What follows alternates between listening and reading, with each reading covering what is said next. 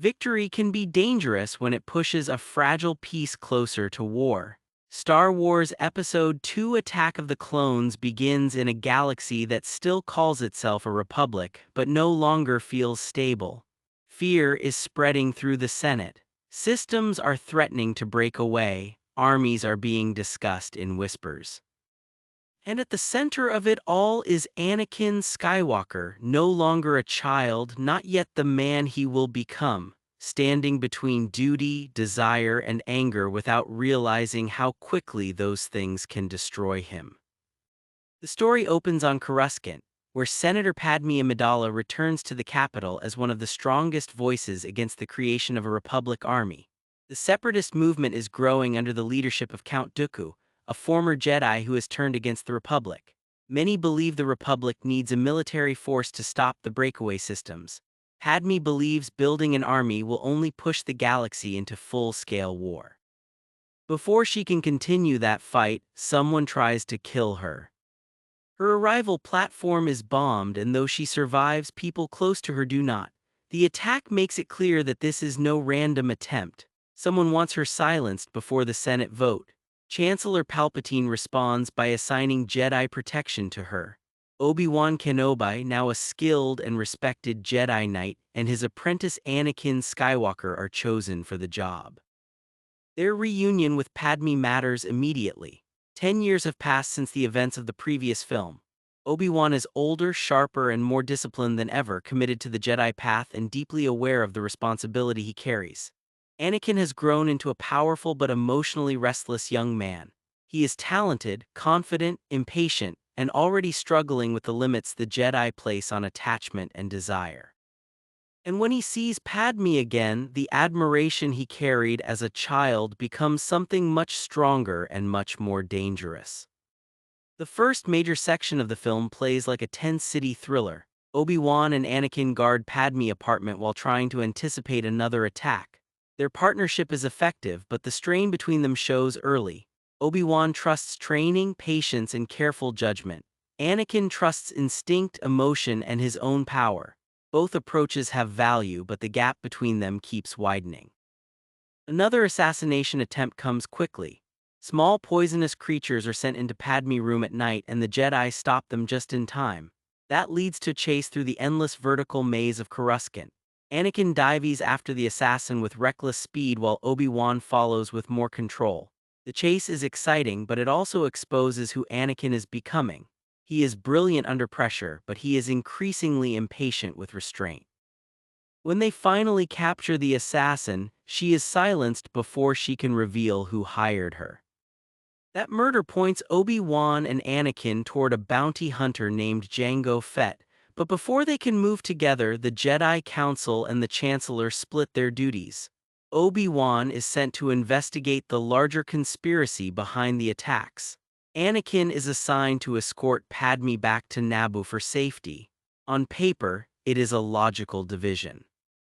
In practice, it changes everything because it gives Anakin exactly what he is least prepared to handle: time alone with someone he already cannot stop thinking about.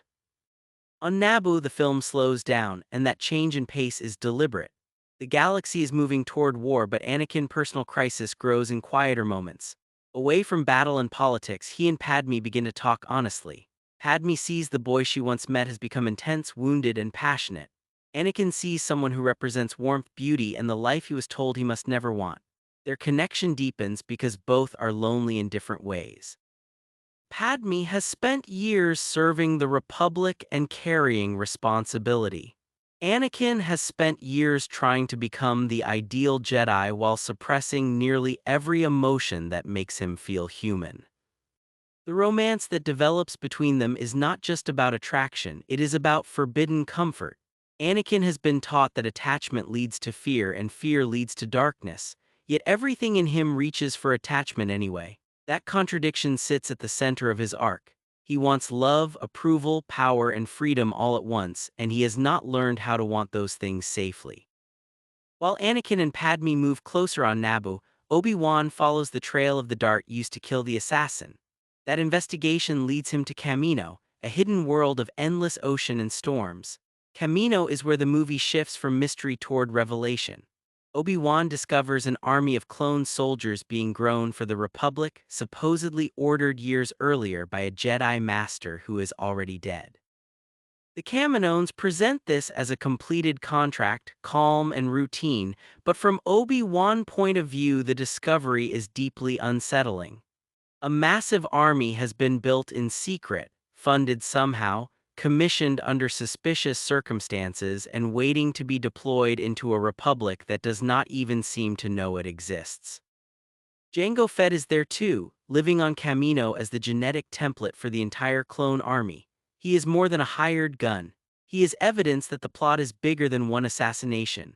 When Obi-Wan questions him, Jango lies smoothly then tries to escape with his young son Boba. Their fight on the landing platform leads to one of the film's best action sequences, a brutal clash of rain, metal, and raw survival. Jango gets away, but Obi-Wan tracks his ship to Geonosis, the next crucial piece of the puzzle. On Geonosis, Obi-Wan finally sees what the galaxy is really sliding toward. Count Dooku is gathering separatist leaders, corporate powers, and droid manufacturers into a military alliance. Giant foundries are producing battle droids at scale, and war is no longer a possibility. It is being prepared in real time. Obi-Wan secretly sends a warning message to the Jedi and the Senate, but he is discovered and captured before he can escape. Meanwhile, Anakin is being pulled in another direction by dreams of his mother in pain. These visions are not vague feelings. They are specific, emotional, and impossible for him to ignore. Padmé tries to steady him, but he cannot stay on Naboo while believing Shmi is suffering on Tatooine. So they leave together and travel back to the desert world where his past still waits. This section matters because it shows the collision between Anakin's old life and the new identity he has been trying to build. On Tatooine, he learns that his mother was freed, married a man named Klieg Lars, and then taken by Tusken Raiders. She is still alive somewhere in the desert, but barely. Anakin goes after her alone, driven not by calm Jedi focus but by panic and love and rage already beginning to fuse together. He finds her in the Tusken camp. Broken and dying, she lives just long enough to see him one last time before she dies in his arms. That moment is the emotional breaking point of the film for Anakin. Until then he has been restless and prideful but still trying to fit himself inside the Jedi code. Here something tears loose. He responds with a massacre, killing the entire camp in blind fury. It is one of the darkest moments in the prequel trilogy because there is no distance or excuse around it. Anakin chooses vengeance, and afterward he confesses enough of it to Padmé for the audience to see that he already knows he has crossed a line. Padmé does not fully understand what has happened inside him, and that gap is important. She sees grief, pain, and a young man pushed too far. Anakin has discovered that power can answer unbearable loss, at least for a moment. That lesson will haunt everything that follows. At the same time, Obi-Wan warning reaches Coruscant. The Senate is thrown into crisis. The Separatists are openly arming. Obi-Wan is a prisoner. The hidden clone army is suddenly presented as the Republic answer to chaos. Palpatine maneuvers through the fear skillfully and is granted emergency powers. It tells itself this is temporary, necessary, and defensive. But the transformation has begun. The institutions meant to preserve peace are becoming instruments of war. Anakin and Padmé receive Obi-Wan's message and head to Geonosis to rescue him, but they are captured almost immediately. They are brought into the arena with Obi-Wan and sentenced to die in public before a roaring crowd. The execution sequence is part spectacle, part brutal turning point. Strange creatures are released against them, and the three heroes are forced to survive in full view of the Separatist leadership. It is the last moment in the film before the conflict becomes openly galactic war. Then the Jedi arrive. Mace Windu leads a strike force into the arena, surrounding the Separatists and trying to cut the head off the conspiracy before it can spread. For a brief moment it looks like the Republic might end the crisis right there, but the Separatists have droid armies ready and the arena battle erupts into total chaos. Jedi are cut down, the numbers turn, what seemed like a rescue becomes a slaughter. This is when the clone army enters the war. Republic gunships descend into the arena, and suddenly the hidden army from Camino becomes the official face of the Republic response. It is thrilling on the surface but also chilling. An army no one voted for, no one fully questioned, and no one truly understands is now marching under Republic authority. The war begins not with clarity, but with panic and manipulated consent. The battle expands across Geonosis into the first conflict of the Clone Wars. Obi-Wan, Anakin, and Padmé pursue Count Dooku into the desert, knowing he is too dangerous to let escape. Padmé is injured during the chase, and even that becomes a revealing moment. Obi-Wan focuses on the mission. Anakin wants to stay with her. He goes after Dooku anyway, but the choice tears at him. Duty and attachment keep pulling in opposite directions, and he is increasingly bad at living between them. The final duel with Dooku brings together nearly every weakness in Anakin at once. He charges in with aggression and pride, convinced he can overpower a much older and more experienced enemy.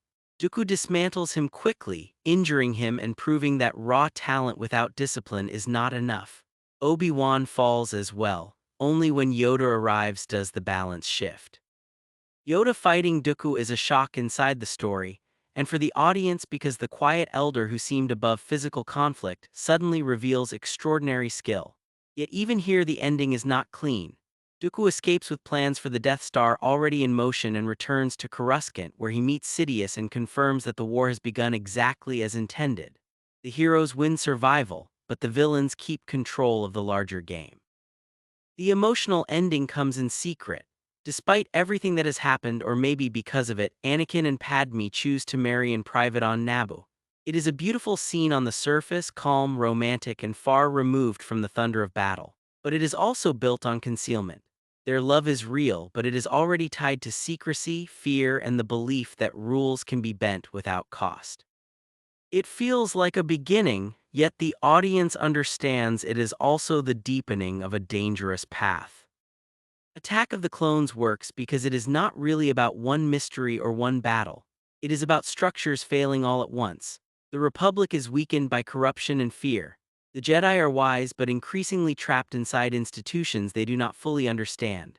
Anakin is powerful but emotionally unready for the losses he keeps facing. And Palpatine stands in the center of it all, turning every crisis into another step toward control.